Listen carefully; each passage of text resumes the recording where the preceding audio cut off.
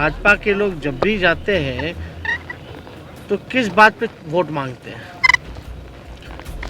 महंगाई, बेरोजगारी, शिक्षा, चिकित्सा, किस नाम पे, या बिहार विशेष राज्य का दर्जा, आखिर किस नाम पे ये वोट मांगते हैं? नेता प्रतिपक्ष तेजस्वी यादव ने आज बोछा में जीत का दावा किया। उन्होंने कहा, बाई इलेक्शन में जनता का प्यार और सहयोग मिल रहा है राष्ट्रीय जनता दल को, और हमारे प्रत्याशी अमर पासवान ही ये चुनाव जीतेंगे। उन्होंने कहा कि मुझे समझ में नहीं आता कि भाजपा लोग किस नाम पर वोट मांगने जाते हैं। महंगाई चरम पर है, बाकी सारी चीज़ें डिसऑर्डर है, इसके बावजूद जनता से वोट मांगने का अधिकार भाजपा को कौन दे रहा है। उन्होंने कहा कि राजद को सब वर्ग, सब जाति, सब धर्म का समर्थन है और बोछा में वो जीत दर्ज करेंगे। आइए सुनिए क्या क्या कहा तेजस्वी यादव ने। बोछा चुनाव को लेकर के सब लोग जो है दावा दे ही रहे। हमको लगता है कि 12 को चुनाव है, 14 को परिणाम है। 3-4 दिनों का ही बात है, मेरे ख्याल से 5 दिन बाद पता चल ही जाएगा। लेकिन हालत तो भाजपा की खराब है। ग्रामीण जो है, भाजपा के उम्मीदवार हों या उनके नेता हों, बोछा ग्रामीण के लोग, वो तो भगाने का काम कर रहे हैं उनको। लोग परेशान हैं, और जब हम गए थे तो बड़ी संख्या में लोग आए भी थे, और कहीं ना कहीं से उन लोगों की डर और चिंता है कि पूरी ताकत जो है बोछा चुनाव में उन लोगों ने उतारने का काम किया। सारे मंत्री, सारे विधायक, सब लोग हैं। तो हम लोग मजबूती के साथ चुनाव लड़ रहे हैं, और मुझे पूरा विश्वास है कि सब लोगों का आशीर्वाद जो है, राष्ट्रीय जनता दल के जो प्रत्याशी हैं अमर पासवान, उनको मिलेगा। और देखिए, चुनाव है तो सब नेता का जाना फर्ज भी बनता है, सब लोग जाते हैं वोट मांगने। लेकिन हमको आज तक समझ में नहीं आया कि भाजपा के लोग जब भी जाते हैं तो किस बात पे वोट मांगते हैं।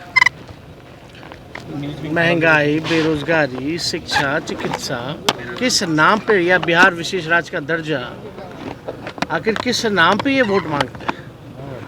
हमको तो कोई काम नज़र आ नहीं रहा, ना वहाँ की जनता को नज़र आ रहा है। अगर काम के मामले में अगर बात की जाए तो साफ तौर पे बोछा की जनता जो है मौजूदा सरकार को, एनडीए को नकारने का काम करेगी।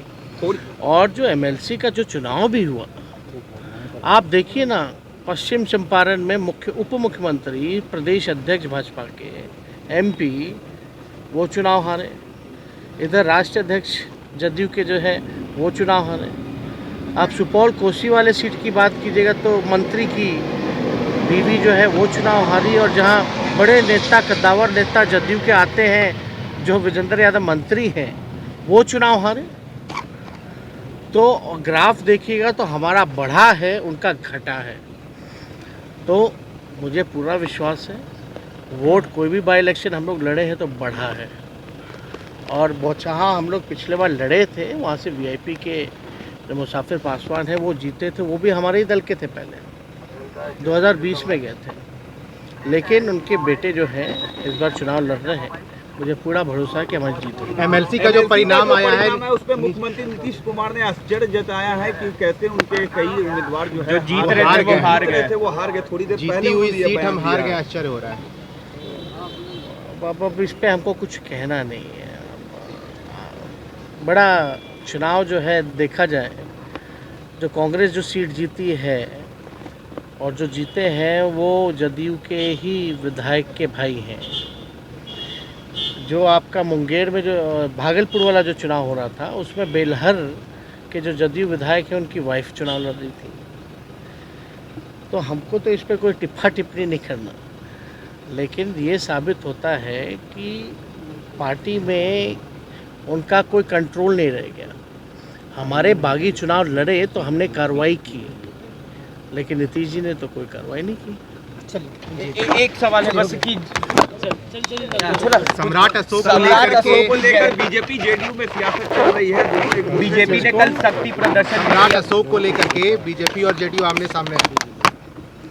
अब हमको इस पे टिप्पणी नहीं करना। ये लोग थोड़ा काम पे क्यों नहीं ध्यान देते? औरंगाबाद की